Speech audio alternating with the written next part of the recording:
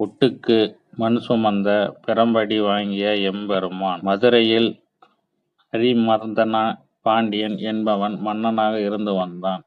அவரது அவையில் அமைச்சராக இருந்தவர் மாணிக்கவாசகர். மன்னர் ஒரு நாள் அமைச்சரான மாணிக்கவாசகரிடம் நாட்டின் பாதுகாப்புக்கு தேவையான குதிரைப்படைகளுக்கு வேண்டிய குதிரைகளை வாங்கி வரும்படி தெரிவித்தது. அதற்கு தேவையான பொற்காசுகளை கொடுத்து அனுப்பினார். மாணிக்கவாசகரும் குதிரை வாங்கச் சென்றார்.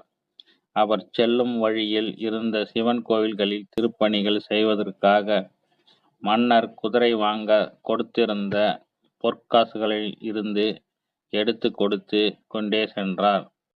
மன்னன் கொடுத்து அனுப்பிய பொற்காசுகள் அனைத்தும் தீர்ந்துவிட்டது. தான் கொடுத்து அனுப்பிய பொற்காசுகளை எல்லாம் குதிரை வாங்காமல் கோயிலுக்கு தானமாக கொடுத்து அறிந்த மன்னன் மாணிக்கவாசகரை சிறைப்பிடித்து கட்டளித்து சிறையில் அடைத்தார். அப்போது சிறையில் இருந்த மாணிக்கவாசகர் சிவபெருமானை வேண்டி பிரார்த்தனை செய்தார். சிவபெருமான் அவரிடம் குதிரைகளை வாங்கி அனுப்பி வைக்கிறேன் என்று கூறினார்.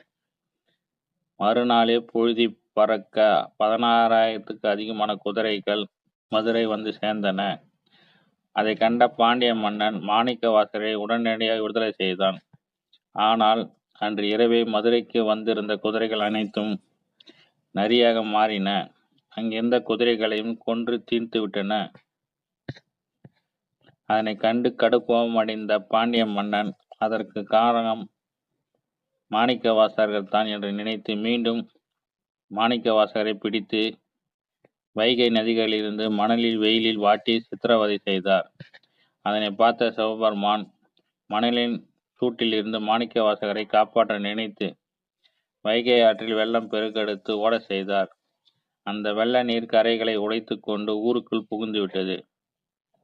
முப்புன பாண்டிய மன்னன் வைகை ஆற்றின் உடைந்த கரைகளை சீரமைக்க வீட்டிற்கு ஒருவர் பணியில் ஈடுபட வேண்டும் என்று கட்டளையிட்டான். வைகை கரையை சீரமைக்கும் பணி நடந்து கொண்டிருந்த வேளையில் புட்டு இருக்கும் வந்தி என்னும் மூதாட்டியால் மண்ணை சுமந்து பணியில் ஈடுபட முடியவில்லை. அவள் அதனை நினைத்து வருந்தபடியே சிவபெருமானை வேண்டினார்.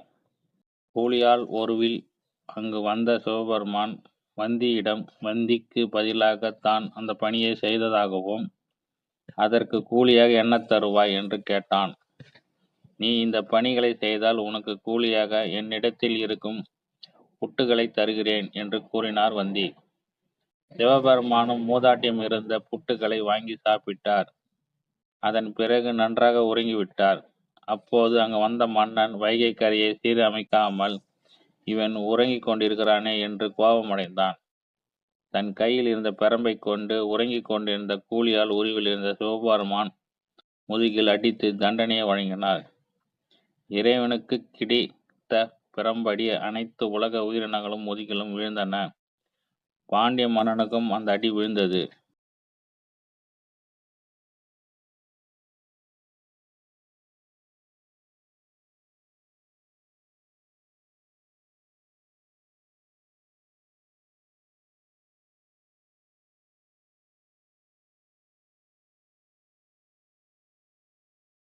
அப்போதுதான் அவனுக்கு அங்கு படுத்திருந்தது கூலியால் இல்லை என்பதும் அங்கு வந்திருந்த இறைவன் சிவபெருமான் என்றும் புரிந்தது. மன்னன் தான் செய்த தவறை எண்ணி வருந்தியபடி இறைவனை வணங்கினார். இந்த திருவிளையாடல் சிவபெருமானின் திருவிளையாடல்களில் 61வது திருவிளையாடாக இடம்பெற்றிருக்கிறது. இந்த திருவிளையாடல் நிகழ்வு பிட்டுக்கு மண் சுமந்த சிவன் என்றும் சிறப்பு நிகழ்வாகவே ஆண்டுதோறும் ஆவணி மூலத் திருவிழாவின் போது மதுரையில் உள்ள புட்டுத்தோப்பு என்னும் பகுதியில் நடத்தப்படுகிறது.